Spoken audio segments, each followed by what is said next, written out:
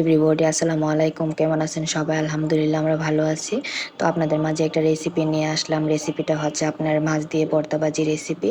তো আমার অনেক দিন যাবৎ মন চাইতেছে যে ভর্তাবাজি খাওয়ার জন্য। আর বিশেষ করে শুটকিটাতে আমার একটু গ্যাস, সেজন্য ডাক্তারের নিষেধ শুটকি খাওয়া। তারপরে আমি খাওয়া মিস করি না, কারণ আপনার ভাইয়াকে অনেক দিন যাবৎ আমি বলতেছি যে আমাকে শুটকি এনে দাও। তো আমি শুটকি ভাজিটা একটু অন্যরকম করে করি। প্রথমে আমি রসুন কুচি আর পেঁয়াজ কুচিগুলো কেটে নিই। কেটে নিয়ে তারপরে আমি তেলে ভেজে নিই। ভেজে নিয়ে আমি শুটকিটাকে আর শুকনা মরিচটাকে আমি ব্লেন্ড করে নিই। ব্লেন্ড করে নিই এই কারণে হয়েছে আমার কাটা যাতে না লাগে, সেজন্য আর কি। তো ব্লেন্ড করে নিয়ে তারপরে আমি এটাকে পেঁয়াজ কুচি আর রসুন কুচিটা ভেজে নিয়ে তারপরে আমি এটার মধ্যে এই শুটকির ব্লেন্ডটা দিয়ে আমি একে একে মশলাগুলো দিয়ে দিই। দিয়ে তারপরে হালকা একটু ভেজে নিই। ভেজে নিয়ে একটু পানি দিই। পানি দিয়ে তারপরে আমি মাছগুলো দিয়ে ভালো করে কষিয়ে নিয়ে তারপরে আমি তেলে ভেজে লাল লাল করে ভেজে নিই। এই ভর্তাবাজিটা কিন্তু খেতে অনেক মজা, আর বিশেষ করে মাছ দিয়ে ভর্তাবাজি অনেক মজা, কারণ এমনিতে শুটকি দিয়ে আমরা আগে খাইছি, কিন্তু এখন কিন্তু শুটকির যে ব্যাপারটা, এই ব্যাপারটা, কারণ এখন তো আর দুনিয়াতে কোনো খাবার ভালো নেই, কারণ সব খাবারই কিন্তু অন্যরকম কোনো কিছু আছে। সেজন্য আমাদের মানে খাবারটা কিন্তু এখন প্রায় বিষ বললেই চলে, কারণ আগের যে খাবার ছিল ওই খাবারে যেমন স্বাদ ছিল তেমন ফরমালিন মুক্ত ছিল। এখন কিন্তু সব কিছুই চাষ করা হয়, আর বিশেষ করে চাষ জিনিসটার কারণে আমরা যে খাবারগুলো খাই এই খাবারগুলো কোনো মজা পাই না। আর মজা পাই না যেমন মানে খাবারে কোনো শক্তি বলতে কিছুই নেই। আমরা তো মানে খিদার জ্বালায় হয়তো মনে হয় খাওয়া লাগে, নাইলে আমরা না খাইয়েই থাকতে হতো, কারণ সব কিছুতেই মানে আপডেট সব কিছু হয়েছে, সেজন্য আর কি।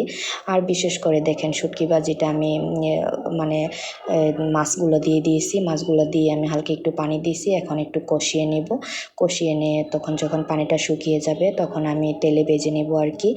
শুটকি ভাজিটা এভাবে কে কে করেন অবশ্যই কমেন্ট করে জানাবেন, কারণ সবাই কিন্তু এভাবে শুটকি ভাজি করে না। আর অনেকে পেঁয়াজ, আমার মা যখন পেঁয়াজ আর আপনার রসুন কুচি দিয়ে ভর্তাবাজি করে শুটকি দিয়ে অনেক মজা কিন্তু। আর আমরা কিন্তু এই ভর্তাবাজিটা এখন আর খেতে পারি না, কারণ আগের যে শুটকি ছিল এখনের শুটকির মধ্যে অনেক ডিফারেন্স, কারণ আমরা যেই খাবার শুটকি এনে খাই শুটকিতে কোনো গ্রান পাওয়া যায় না। আর বিশেষ করে আপনার ভাইয়া শুটকিটা চিনে না, পুরান শুটকি আনতে পারে না, নতুন শুটকি আনে, কোনো গ্রান থাকে না। তো আমি ওনাকে প্রায়ই বলি যে তুমি এরকম শুটকি আনো কেন, তুমি ভালো করে দেখে আনতে পারো না। তো আপনার ভাই আমাকে বলে যে আমি তো শুটকি যেটুকু চিনি আর ওনাদেরকে বলি যে ভালো দিয়েন, তো ওনারা না দিলে তো আমার কিছু করার নাই। আর বিশেষ করে আমার শাশুড়ি আবার শুটকি চিনে ভালো, আমার শাশুড়ি শুটকি আনতে পারে। তো আমার শাশুড়িও প্রায় সময় আমাদের গ্রামের বাড়ি থেকে ভর্তা করে আনে আর শুটকি ভাজি করে এনে আমার বাসায় প্রায়ই নিয়ে আসে।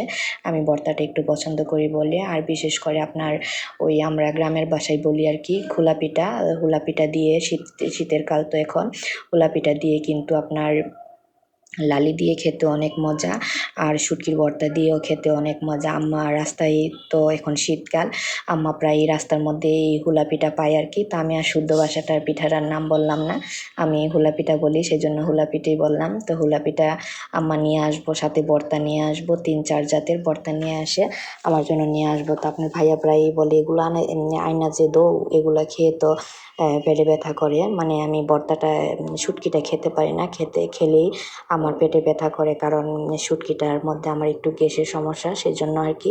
তো আমার রেসিপিটা কেমন হয়েছে অবশ্যই কমেন্ট করে জানাবেন, আর যদি ভালো লাগে অবশ্যই লাইক কমেন্ট শেয়ার করবেন, আবারও বলছি। আর আপনারা কিভাবে শুটকি ভাজি করেন অবশ্যই আমাকে কমেন্ট করে জানাবেন। এই দেখেন আমার শুটকি ভাজির ফাইনাল রেসিপি।